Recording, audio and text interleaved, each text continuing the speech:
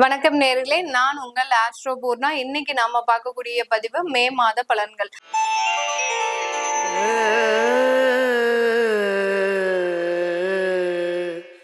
சிம்ம ராசி காலபுருஷனுக்கு 5ஆம் இடமான அந்த பூர்வ புண்ணிய ஸ்தானத்துல இருக்கக்கூடிய ஒரு ராசி இந்த சிம்ம ராசி. சிம்மம் அப்படின்னு சொன்னாலே கர்ஜிக்கக்கூடிய ஒரு மிருகம், அதாவது ஒரு சிங்கம் அப்படின்னு தான் சொல்லுவோம். சிம்மம் அப்படின்னு சொன்னாலே அங்க ஒரு நிலையான ஒரு குறிக்கோள் அப்படின்றது இருக்கும், ஒரு இலக்கு அப்படின்றது இருக்கும், ஒரு டார்கெட். ஒரு தொழில் செய்யறாங்க அப்படின்னா ஒரு நிலையான ஒரு டார்கெட்டை வச்சு வேலை செய்யக்கூடியவர்கள், நேர்மை, அதே மாதிரி ஒரு கண்ணியம், ஒரு கட்டுப்பாடு, இந்த மாதிரியான ஒரு சில வரைமுறையோடு இருக்கக்கூடிய ஒரு நபர்கள் இந்த சிம்ம ராசி என்பர்கள். ரொம்ப காலதாமதத்தெல்லாம் அக்செப்ட் பண்ணிக்கவே மாட்டாங்க. ஒரு இடத்துக்கு ஒரு மீட்டிங் போறாங்க அப்படின்னா பஞ்சுவாலிட்டியை ரொம்ப மெயின்டைன் பண்ணக்கூடியவர்கள். ஒரு 8 மணிக்கு மீட்டிங் அப்படின்னா அங்க 8 o'clock கரெக்டா ஷார்ப்பா இருக்கக்கூடிய ஒரு நபர்கள் இந்த சிம்ம ராசி என்பர்கள். அந்த 8 o'clock முன்னதாகவும் இருக்க மாட்டாங்க, பின்னாடியும் இருக்க மாட்டாங்க. ரொம்ப ஷார்ப்பா இருக்கக்கூடியவர்கள் இந்த சிம்ம ராசி என்பர்கள். இந்த சிம்ம ராசி என்பர்கள் ஒரு நெருப்பு ராசி. நெருப்பு ராசி அப்படின்னு சொன்னாலே பாத்தீங்கன்னா எந்தெந்த ராசிலாம் நெருப்பு ராசியை சார்ந்து இருக்கோ அந்த ராசி என்பர்களுக்கெல்லாம் கோபம் அப்படின்றது அடாவடித்தனமாக வரும். இந்த கோபத்தை கண்ட்ரோல் பண்ணவே முடியாது. அவர்கள் கோபப்பட்டுட்டாங்க அப்படின்னா இவர்களோடு இருக்கக்கூடியவர்கள் கொஞ்சம் அமைதியா இருக்கணும். அதை மீறிட்டு இவர்களுக்கு எதிர்த்து ஏதாவது பேசினாங்க அப்படின்னா கை ஓங்குறதுக்கு கூட தயங்க மாட்டாங்க. அந்த அளவுக்கு அந்த கோபம் இவர்களுடைய கண்ணை மறைக்கக்கூடிய அளவிற்கு வெறித்தனமாக இருக்கும். இதுதான் இந்த நெருப்பு ராசியினுடைய ஒரு சில சாராம்சம். இந்த நெருப்பு ராசி அப்படின்னு சொல்லும் போதே பார்த்தீங்கன்னா ஒரு உண்மையான ஒரு விஷயம் அப்படின்றது இவர்களுக்கு ரொம்ப பிடித்தமான ஒண்ணு.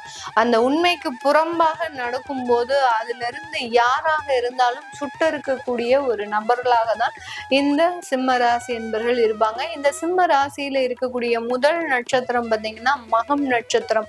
தன்னுடைய வாழ்க்கையில ஒரு அதிகப்படியான ஒரு உச்சத்தை அடையணும் அப்படின்ற ஒரு இலக்கு வச்சிருந்தாலும் அந்த இலக்குக்காக போராடி கொண்டே இருப்பவர்கள் இந்த மகம் நட்சத்திர அன்பர்கள். ஒரு போராட்டம் தான், வாழ்க்கையே ஒரு போராட்டமாக தான் இருக்கும். அதுல நிறைய ஒரு இடையூறுகள் அப்படின்றது, தடைகள் அப்படின்றது கண்டிப்பாக இந்த மகம் நட்சத்திர அன்பர்களுக்கு இருக்கும். என்ன தடைகள் வந்தாலும் அதை தூக்கி எறிந்து, எப்படி ஒரு ஃபீனிக்ஸ் பறவை இறக்க வந்து ஒரு முழுமையான ஒரு உயிரை பெறுதோ அந்த மாதிரியாக எவ்வளவுதான் கீழே விழுந்தாலும் மீண்டும் மீண்டும் ஒரு உயரத்தை அடைந்தே தீரணும் அப்படின்ற ஒரு லட்சியத்தோடு இருப்பவர்கள் இந்த மகம் நட்சத்திர அன்பர்கள். அடுத்து பூரம் நட்சத்திர அன்பர்கள் லைஃப்ல லக்ஸுரியான ஒரு வாழ்க்கையை வாழணும். ஏன்னா காலபுருஷனுக்கு 5ஆம் இடம், அடுத்து சுக்கிரனுடைய நட்சத்திரம் அப்படின்றதுனால பாத்தீங்கன்னா லைஃப்ல ஒரு அதிகாரத்தன்மை, ஒரு லக்ஸுரியான, ஒரு நாகரிகமான, ஒரு ஆடம்பரமான ஒரு வாழ்க்கையை அனுபவிக்கணும் அப்படின்ற ஒரு வெறியோடு தன்னுடைய வாழ்க்கையை நடத்துபவர்கள் இந்த பூரம் நட்சத்திர அன்பர்கள். உத்திரம் நட்சத்திர அன்பர்கள் எப்போதும் போல ஆஸ் யூஷுவல் அந்த சூரியனுடைய நட்சத்திரத்திற்கே ஒரு தனி மதிப்பு. அதனால அந்த குடும்பத்துல இருக்கிறவர்களும் இவர்களை சார்ந்து இருக்கிறவர்களும் பாத்தீங்கன்னா எப்போதுமே இவர்களுக்கு ஒரு கௌரவமான ஒரு வாழ்க்கையை கொடுக்கக்கூடியவர்கள் இந்த உத்திரம் நட்சத்திர அன்பர்கள். அதே மாதிரி இந்த உத்திரம் நட்சத்திர அன்பர்களும் தன்னை சார்ந்தவர்களுக்கு ஒரு மதிப்பான ஒரு கௌரவத்தை கொடுப்பவர்களும் இந்த உத்திரம் நட்சத்திர அன்பர்கள். ஒரு குடும்ப பொறுப்பு அப்படின்றது அதிகப்படியாக சுமப்பவர்களும் இந்த உத்திரம் நட்சத்திர அன்பர்கள் தான். இப்படிப்பட்ட நட்சத்திரத்தை கொண்ட இந்த சிம்ம ராசி என்பர்களுக்கு இந்த மே மாதத்துல ஒரு சில விடிவுகள் வருமா அப்படின்ற ஒரு எதிர்பார்ப்புகள் இருக்கு. அதுல மிகப்பெரிய ஒரு எதிர்பார்ப்பு வேலை ரீதியான எதிர்பார்ப்பு. நிறைய சிம்ம ராசி என்பர்களுக்கு வேலை ரீதியான பாதிப்புகள், திடீர்னு ஒரு வேலை பதவிகள் பறிபோன ஒரு விஷயம்.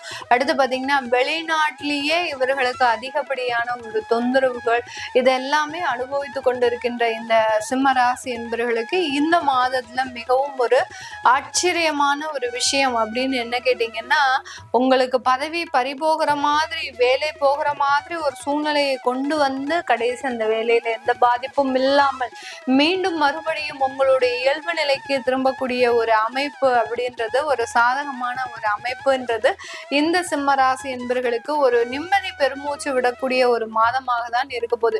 ஏன்னா மே மாதத்தை தான் இவங்க எப்போதுமே டார்கெட் பண்ணியிருப்பாங்க. கடந்த ஒரு நவம்பர் மாதத்துல இருந்தே இவர்களுக்கு ஒரு எண்ணம், ஒரு நெகட்டிவான ஒரு எண்ணம் எப்படின்னு கேட்டீங்கன்னா, நம்ம இந்த மே மாதத்துல இந்த நாட்டை விட்டு வெளியேறிடுவோம், நம்மளுக்கு இன்னமே இந்த இடம் சரிப்பட்டு வராது அப்படின்ற மாதிரியான சில முடிவுகளை எடுத்திருப்பீங்க. அதிலிருந்து ஒரு சாதகமான ஒரு சூழ்நிலையை இந்த சிம்ம ராசி என்பவர்கள் இந்த மாதத்துல பெறுவதற்குண்டான ஒரு நேரமாக தான் இருக்க போது.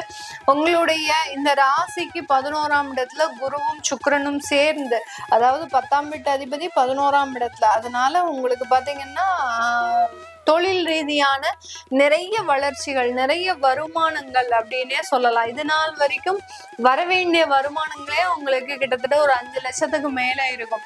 அது எல்லாமே இந்த மாதத்துல உங்களுக்கு வரக்கூடிய ஒரு நேரமாக தான் இந்த சிம்ம ராசி என்பர்களுக்கு அந்த 11ஆம் இடத்துல சேரக்கூடிய அந்த குருவும் சுக்கிரனும் சேர்ந்து செயல்படும் போது இந்த மாதிரியாக தடைப்பட்ட வருமானங்கள் எல்லாமே மீண்டும் வரக்கூடிய ஒரு நேரமாக தான் இருக்க போது. அடுத்து 10ஆம் இடத்துல சூரியன், உங்களுடைய ராசி அதிபதி அந்த சூரியன் அங்க சேர போறார். அங்க 11ஆம் வீட்டு அதிபதியும் அங்க சேர்ந்து அந்த 10ஆம் இடத்துல செயல்பட போறார். அப்படி இருக்கும்போது நிறைய தொழில் வாய்ப்புகள் அப்படின்றது இந்த ராசி என்பவர்களுக்கு இந்த மே மாதத்துல இருக்க போகுது. வேலையே செஞ்சிட்டு இருந்தாலும் சில ஆப்பர்ச்சுனிட்டிஸ், நீங்க இந்த தொழில் செஞ்சீங்கன்னா நல்லா இருக்கும், ஒரு கமிஷன் சம்பந்தப்பட்ட தொழிலோ, ஒரு ஏஜெண்டாக செயல்படக்கூடிய ஒரு அமைப்போ, இல்ல ஒரு கன்சல்டன்சியோ ஏற்படுத்தி கொள்ளக்கூடிய ஒரு வாய்ப்புகள் அப்படின்றது இந்த சிம்ம ராசி என்பவர்களுக்கு இருக்க போது. அதே மாதிரி அரசாங்க உத்தியோகத்துல இருக்கக்கூடியவர்களுக்கு நல்ல ஒரு பதவி உயர்வுகள், இந்த மாதிரியான ஒரு பதவிகளை நீங்க பார்த்திருக்கவே மாட்டீங்க. அந்த மாதிரியாக உங்களுக்கு உண்டான ஒரு நாலேஜுக்கு, உங்களுக்கு உண்டான திறமைக்கு உண்டான ஒரு அங்கீகாரம், ஒரு மதிப்பு, ஒரு கௌரவம் அந்த அலுவலகத்துல இது நாள் வரைக்கும் ஒரு ஏளனமாக பார்க்கப்பட்ட இந்த சிம்மராசி அன்பர்களுக்கு ஒரு நல்ல ஒரு உயர்ந்த பதவி, இது எல்லாமே கிடைக்கிறதுக்கு உண்டான ஒரு அமைப்பை இந்த 10ஆம் இடத்துல இருக்கக்கூடிய அந்த சூரியனும் புதனும் மிக அருமையாக, எப்படி கையில லட்டு கிடைச்சா நம்மளுக்கு எவ்வளவு ஒரு பெரிய ஆனந்தமாக இருக்குமோ அந்த அளவுக்கு எல்லாமே கைமேல் பலன் வந்து சேரக்கூடிய ஒரு மாதமாக தான் இந்த சிம்ம ராசி என்பவர்களுக்கு இருக்க போகுது. இது எல்லாமே உண்மையா, இதெல்லாமே கற்பனையா அப்படின்னு நினைக்கக்கூடிய அளவிற்கு அந்த கேது என்ற அந்த கிரகம் பாத்தீங்கன்னா அந்த ராசியின் மீது இருக்கிறதுனால சில சஞ்சலப்புகள் அப்படின்றது, ஒரு சலசலப்பு இருந்துகிட்டே இருக்கும். இதெல்லாம் என்னமோ டெம்பரவரியா போடுறாங்க, இதெல்லாம் நிலையானது கிடையாது, இதெல்லாம் நம்மளுக்கு ஒரு ஆகாத ஒரு விஷயம், சும்மா நம்மளுக்கு ஏதோ ஆசை காட்டி நம்மளை மொத்தமா ஆப்பு வச்சு இந்த ஊரை விட்டு அனுப்ப போறாங்க, இந்த பதவியில இருந்து நம்மளைய அகற்ற போறாங்க, இந்த கம்பெனில இருந்து நம்மளுக்கு வெளியேற போறோம் அப்படின்ற மாதிரியான அந்த ஒரு நெகட்டிவான சில விஷயங்களை அந்த கேதுன்ற கிரகம் உங்களுடைய ஆழ் மனதுல கொடுத்துக்கிட்டே இருக்கும். என்னதான் உங்களுக்கு நன்மைகள் நடந்துகிட்டே இருந்தாலும் இந்த சிம்ம ராசி என்பவர்களுக்கு இந்த ஆழ் மனதுல இந்த மாதிரியான சில நெகட்டிவான விஷயங்கள் நடந்து கொண்டுதான் இருக்க போகுது. அது போக இந்த இடத்துல பாத்தீங்கன்னா இந்த சிம்ம ராசி என்பவர்களுக்கு வரன் தேடக்கூடிய முயற்சிகள்ல பெரிய அளவுக்கு இந்த மாசம் கான்சென்ட்ரேட் பண்ணாதீங்க. பண்ணுனீங்கன்னா உங்களுக்கு பிடிச்ச மாதிரியான வரன் அமையாது. ஏன்னா உங்களுடைய களத்திராதிபதி 8ஆம் இடத்துல சஞ்சாரம் செய்யறதுனால பிடிச்ச மாதிரியான ஒரு வரன் அமையிறது அப்படின்றது ரொம்ப ரிஸ்கான விஷயம். அடுத்து காதல் போன்ற விஷயங்கள் பெற்றோரின் சம்மதத்திற்கு போகாது, பெற்றோரினுடைய கவனத்திற்கு போச்சு அப்படின்னா அந்த காதல் பிரேக் ஆகிறதுக்கு உண்டான ஒரு வாய்ப்புகள் தான் இந்த சிம்மராசி என்பவர்களுக்கு இருக்கு. குழந்தைகள் அவர்களினுடைய படிப்பு சம்பந்தப்பட்ட விஷயத்துல ரொம்ப கவனமாக சில முடிவுகளை எடுக்கக்கூடிய ஒரு தருணமாக இருக்கும். வியாதி சம்பந்தப்பட்ட விஷயத்துல பாத்தீங்கன்னா இந்த சிம்மராசி என்பவர்கள் தன்னுடைய எலும்பு சம்பந்தப்பட்ட விஷயங்கள்ல ரொம்ப கேர்ஃபுல்லா இருக்கணும். ஒரு இடத்துக்கு போறாங்க அப்படின்னா, ஒரு வண்டியில போறாங்க, இளைஞர்கள் வண்டியில போறாங்க அப்படின்னா ரொம்ப கவனமாக இருக்கணும். ஏன்னா விபத்துகள் ஏற்படுவதற்கும் அடுத்து எலும்பு சம்பந்தப்பட்ட சில பிரச்சனைகள் ஏற்படுவதற்கு முன்னான ஒரு நேரமாக இருக்கும்.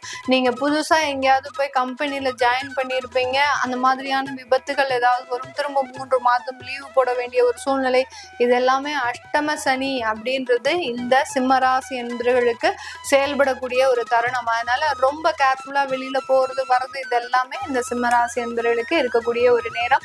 அடுத்து வயது மூத்தோர்கள் இவர்களினுடைய உடல் நலன்ல ரொம்ப கேர்ஃபுல்லா இருக்கணும். கிட்னி சம்பந்தப்பட்ட தொந்தரவுகள், சிறுநீரக கோளாறுகள் அப்படின்றது ஏற்படுறதுக்கு உண்டான ஒரு வாய்ப்புகள் அதிகமாக இருக்கு. இது எல்லாத்தையுமே கவனமாக மருத்துவ ஆலோசனை பெறது நல்லது. இது எல்லாமே நம்ம கோச்சார நிலவரப்படி பலன்களை கணிச்சு சொல்லியிருக்கிறோம். உங்களுடைய சுய ஜாதக திசா புத்தி பலன்களை பார்க்கணும் விருப்பப்படுறவங்க கீழே இருக்கிற நம்பருக்கு வாட்ஸ்அப்ல மெசேஜ் அனுப்புங்க, அதற்குண்டான விவரங்கள் தெரிய வரும். ஜாதகம் எழுதணும், நியூமராலஜி படி பேர் வைக்கணும்னு நினைக்கிறவங்களும் கீழே இருக்கிற நம்பருக்கு வாட்ஸ்அப்ல மெசேஜ் அனுப்புங்க.